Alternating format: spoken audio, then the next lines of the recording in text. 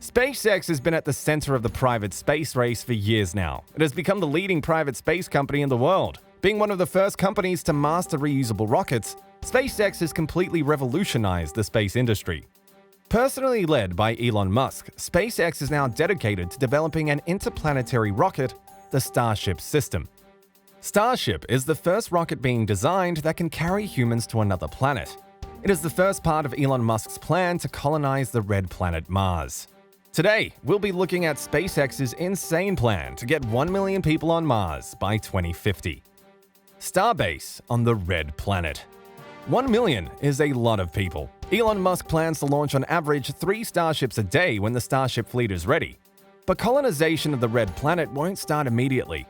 We haven't even landed the first ever manned mission to Mars. All we have sent to Mars are unmanned ground rovers and 1 powered flight drone. The first human crewed mission to Mars will lay down the foundations for the future colony.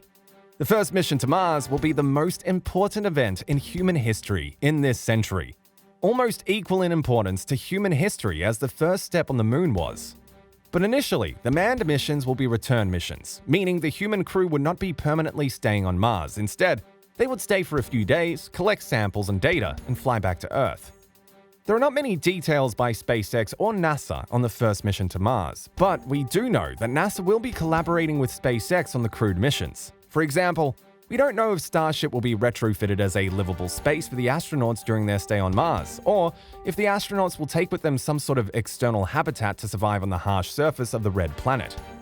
NASA already has a few proposals for deep space habitats, and SpaceX also organizes competitions where individuals and companies can submit their proposals for the perfect human habitat on Mars.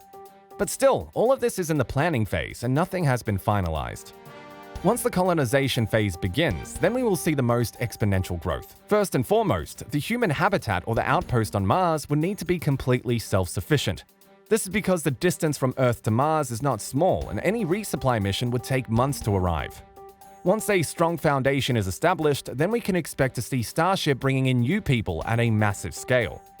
So how exactly does Elon Musk and SpaceX plan to get 1 million people on Mars? SpaceX insane plan to produce 1,000 Starships. Setting up a thriving colony on Mars just doesn't mean getting 1 million people there, but it also means transporting millions of tons of cargo and equipment. This cargo would be essential to creating a habitable colony on Mars.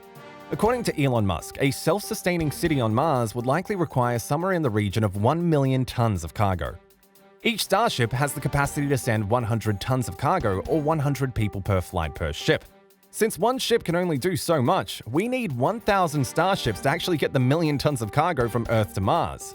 This is where Elon Musk's plan to produce a fleet of 1,000 Starships per year came from.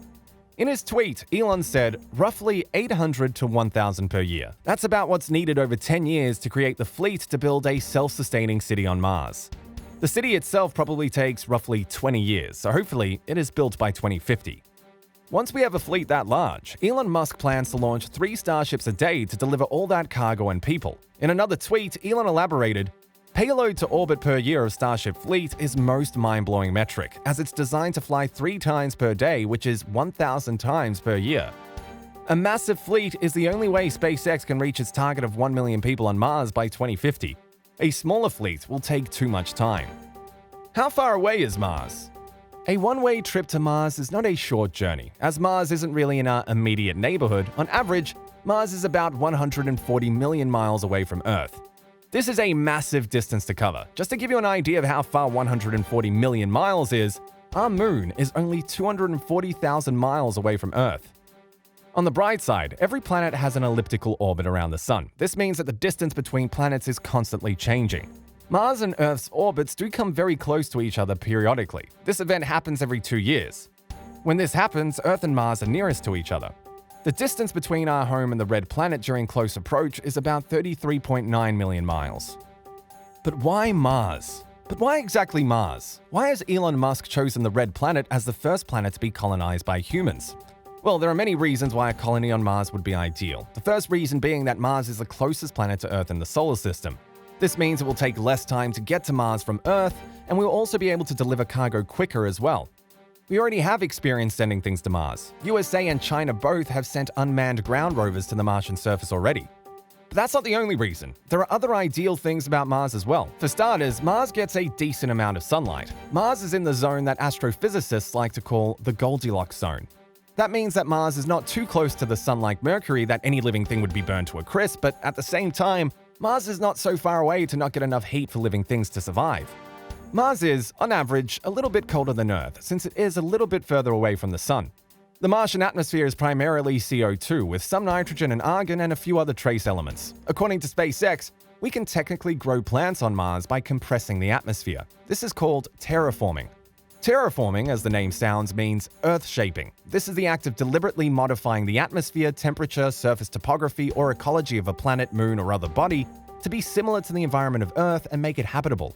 The term is mostly attributed to works of science fiction, but who knows? One day, terraforming might become a reality. The gravity on Mars is just 38% of the gravity on Earth, since it is a smaller sized planet. Mars is 6,791 kilometers in diameter, almost half of the Earth, which measures about 12,742 kilometers in diameter. Lower gravity would mean that you would be able to lift the heavier things and bounce around easily. And the best part is that a day on Mars is almost the same length as the one on Earth. A day on Mars is 24 hours and 37 minutes long. NASA programmed to train people. If it feels like the Mars colonization mission isn't something very far in the future, it actually isn't. We are currently closer to 2050 than we are to 1995. In fact, NASA is now recruiting candidates for a year-long simulated Mars mission. NASA plans to study highly motivated individuals and how they respond under the rigor of a long-duration ground-based simulation. NASA will use data from these missions to prepare for the eventual colonization of Mars. The series of missions are called Crew Health and Performance Exploration Analog. The program includes 3 one-year Mars surface simulations based at NASA's Johnson Space Center. The analogs will support research to develop methods and technologies to prevent and resolve potential problems on future human spaceflight missions to the Moon and Mars. The lessons NASA learns in this simulation will help them prepare future astronauts that will be stepping on Mars. As humanity makes new and exciting leaps in science and technology, we come closer and closer to becoming a multi-planetary species. Suppose we manage to set up a colony on Mars. It will be because of one man's dream to get 1 million people on the Red Planet and his relentless effort to make that dream a reality.